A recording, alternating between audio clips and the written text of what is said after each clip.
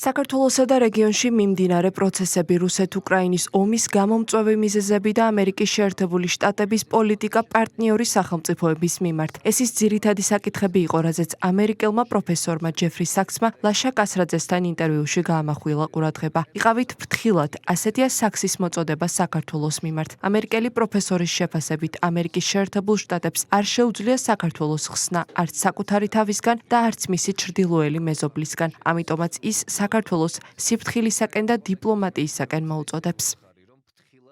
ამერიკის შეერთებულ შტატებს არ შეუძლია საქართველოს ხსნა, არც საკუთარი თავისგან და არც მისი ჩრდილოელი მეზობლისგან. გესაჭიროებათ წინდა ხედულობა სიფრთხილე, გჭირდებათ ნორმალური დიპლომატია და არა გულზე ჯიღის ცემა, რომ ჩვენ ვართ ნატო, რასაც გვინდა იმას ვიზამთ. სამწუხაროდ ეს ყველაფერი ჩემთვის თავიდანვე ნათელი იყო, 2008 წლიდანვე და ჩვენ მივიღეთ საშინელი შედეგი. ეს შედეგი კი საგარეო საქმეთა საბჭოში სააკაშვილის ვიზიტიდან რამდენიმე კვირაში დადგა. ამ საკითხთან დაკავშირებით ყველაფერი ნათელია. საქართველოს მსგავსმა ქვეყნებმა, სომხეთმა, აზერბაიჯანმა, რუკას უნდა გადავხედოთ და მეზობელ სახელმწიფოებს შევხედოთ. თუ სხვაგან გადასვლას არაპირებთ, უმჯობესია იყოთ რეალისტები, ჭკვიანნი. არავინ მოგიწოდებთ სახელმწიფოებრიობის დათმობისკენ. იყავით წინდახედულნი და ჭკვიანნი. ამერიკის შეერთებული შტატები შეიძლება სიყვარულს გეფიცებოდეთ, მაგრამ სინამდვილეში მათ ეს არ ადარდებთ. მათ ისიც კი არ იციან ამერიკული ჯორჯია ან ატლანტა სად მდებარეობს. მათ მით უმეტეს არ იციან თბილისი და საქართველო სად არის. დამიჯერეთ, გულწრფელად გეუბნებით. იყავით ფრთხილად, არავინ გეუბნებათ, რომ დანებდეთ, მარცხი აღიაროთ. იყავით წინდახედულნი, მოეპყარით მეზობელს კარგად. საქართველო მხოლოდ საჭადრაკო დაფაზე მდებარე ფიგურაა, თამაში კი ამერიკის შეერთებულ შტატებსა და რუსეთის ფედერაციას შორის მიმდინარეობს. ასე აფასებს საქართველოში მიმდინარე პროცესებს ამერიკელი პროფესორი. ჯეფრი საქსმა დეტალურად განმარტა საქართველოზე ვაშინგტონისა და ბრიუსელის მხრიდან ზეწოლის მიზეზები.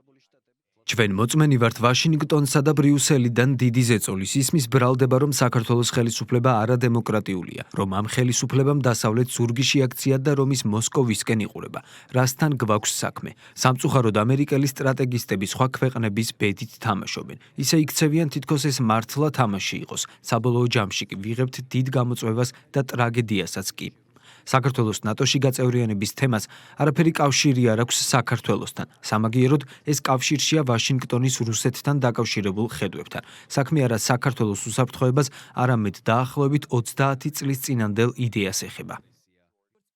ჯეფრი საქსმა გაიხსენა 2008 წლის გაზაფხულზე საქართველოს ყოფილი პრეზიდენტის მიხეილ სააკაშვილის გამოსვლა ნიუ-იორკში საგარეო ურთიერთობათა საბჭოს სხდომაზე. ამერიკელი პროფესორის შეფასებით სააკაშვილის განცხადება საქართველოს ნატოში გაწევრიანების შესახებ ჩრდილოელი მეზობლისთვის მოწყობილი პროვოკაცია იყო. თავად სააკაშვილი კი საქსის განცხადებით ამერიკის შეერთებული შტატების მიერ იყო წაქეზებული.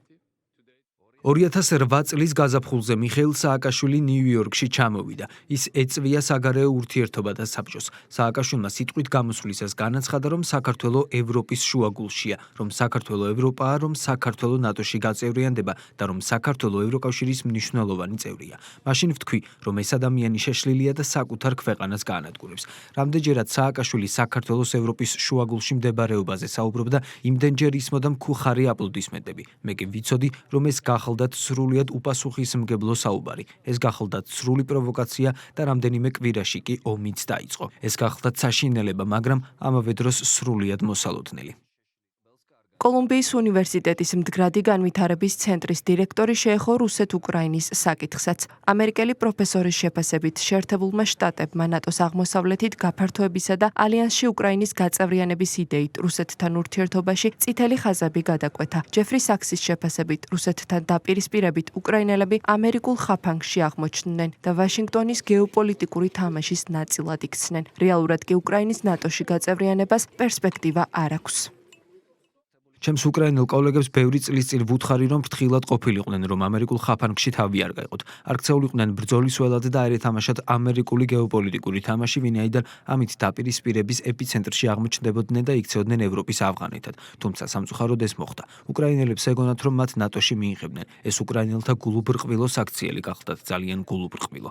ნატოში გაერთიანებას აპირებდე და მშვიდობას მოელოდე შეუძლებელია თან მაშინ, როდესაც მოსკოვი კატეგორიულად წინააღმდეგია, რომ ამერიკული შეიარაღება სწორედ მის საზღვართან, უკრაინაში იყოს განლაგებული. კრემლის ეს პოზიცია კი ჩემთვის თავიდან ბოლომდე გასაგებია. უკრაინელებს თავიდანვე უარი უნდა ეთქვათ ნატოში გაწევრიანების შეთავაზებაზე.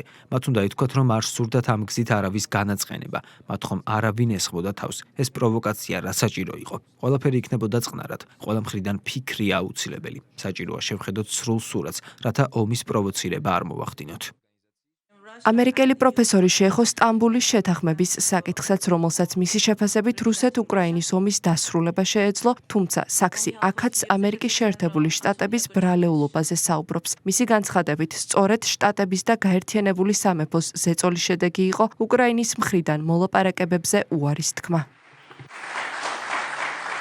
I flew to Turkey to talk with the მე ვიმყოფებოდი თურქეთში და ორივე მხარესთან მქონდა კონტაქტი, გავიცანი დეტალებს. ამ შეთანხმებას შეეძლო ომის სპეციალური სამხედრო ოპერაციის დაწყებიდან რამდენიმე დღეში შეჩერება, მაგრამ უკრაინულ მხარეს ამერიკის შეერთებული შტატები და გაერთიანებული სამეფო შეთანხმებას არ ურჩევდნენ. ეს კი საშინელი რჩევა იყო და ამ რჩევამ დიდი ზიანი მოიტანა.